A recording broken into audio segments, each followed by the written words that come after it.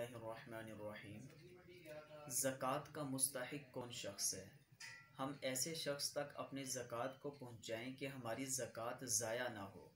ज़कात एक अहम फ़रीज़ा है जो कि अल्लाह पाक ने हिजरत के दूसरे साल इसका हुक्म फरमाया था। तो ज़कात ऐसे शख्स को अदा करें जो हकीकत में मुस्तहिक हो। अब मुस्तहिक शख्स को ढूंढना कैसे है? ऐसा शख्स जिसके पास घर में सिर्फ़ इस्तेमाल की चीज़ें हों, मुश्किल से खाने का सामान घर में मौजूद हो, एक दिन का, 2 दिन का, या उसने अपना खाना जमा करके रखा हो जो सिर्फ़ उसकी ज़रूरत का हो, घर में इस्तेमाल की चीज़ें हों, इस्तेमाल से ज़ायद ना हों, तो ऐसी चीज़ें उसके पास मौजूद हों कि इनसे ज़ायद माल ना हो, तो उस शख्स के ऊपर ज़कात लगती है और उसको ज़कात दे सकते हैं।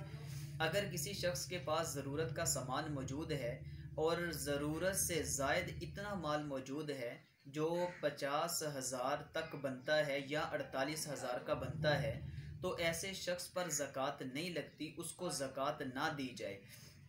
अगर ज़कात ऐसे शख्स को दे दी कि वो शख्स मुस्तहिक नहीं है और आपको बाद में पता चला कि इस शख्स को मैंने ज़कात दी है और ये मुस्तहिक भी नहीं है, तो उससे ज़कात को वापस लिया जाए और वापस लेकर ऐसे शख्स तक पहुंचाया जाए जो हकीकत में ज़कात लेने का मुस्तहिक है।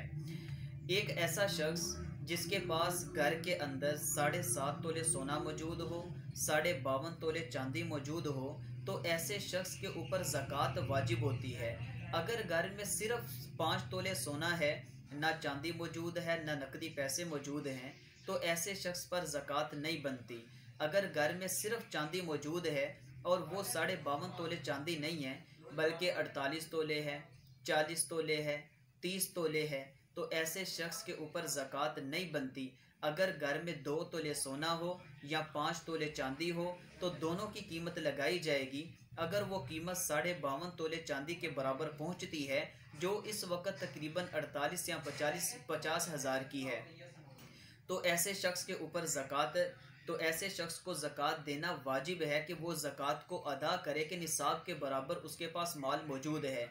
अगर घर के अंदर पैसा मौजूद है, यानी कि 52.5 तोले चांदी है, 7.5 तोले सोना है, या इससे कम 5 तोले सोना है, 4 तोले चांदी है, और ये घर में मौजूद है और इसके ऊपर साल भी गुजर चुका है, तो इसके ऊपर ज़कात वाजिब होगी। इसी तरह इंसान के पास पैसा मौजूद है और वो निसाब के बराबर है और उस पैसे पर 1 साल गुजर चुका है, तो उसके ऊपर ज़कात वाजिब होगी। ज़कात ऐसे शख्स को हम देंगे जो रियली हकीकत में मुस्तहिक हो।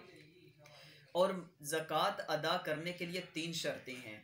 एक तो ज़कात अदा करने के लिए नियत करनी पड़ेगी, और ज़कात अदा करने के लिए तमलीक शर्त है, ज़कात अदा करने के लिए मुस्तहिक का होना शर्त है। इन 3 शर्तों के साथ ज़कात अदा होगी। अगर ये 3 शर्तें मौजूद नहीं हैं तो ज़कात अदा नहीं होगी।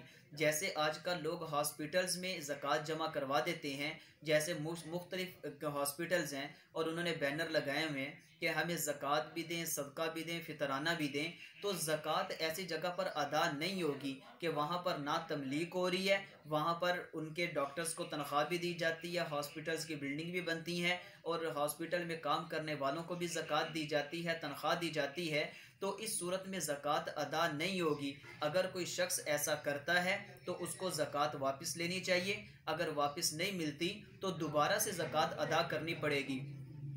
एक नियत ज़रूरी है, तमलीक ज़रूरी है, मुस्तहिक का होना ज़रूरी है। अगर किसी शख्स में ये 3 चीज़ें पाई जाएंगी तो ज़कात अदा करनी है, अदरवाइज़ ज़कात अदा नहीं होगी। तमलीक से ये मुराद है कि कोई गरीब इंसान, उसको आपने पैसे दे दिए और उसने पैसे ले लिए और वो उसका मालिक बन गया। मालिक बनने के बाद उसकी मर्ज़ी है कि वो ज़कात को जहाँ मर्ज़ी लगा सके, अपनी ज़रूरियात में लगाएं या अपने कर्ज़े में दे दे।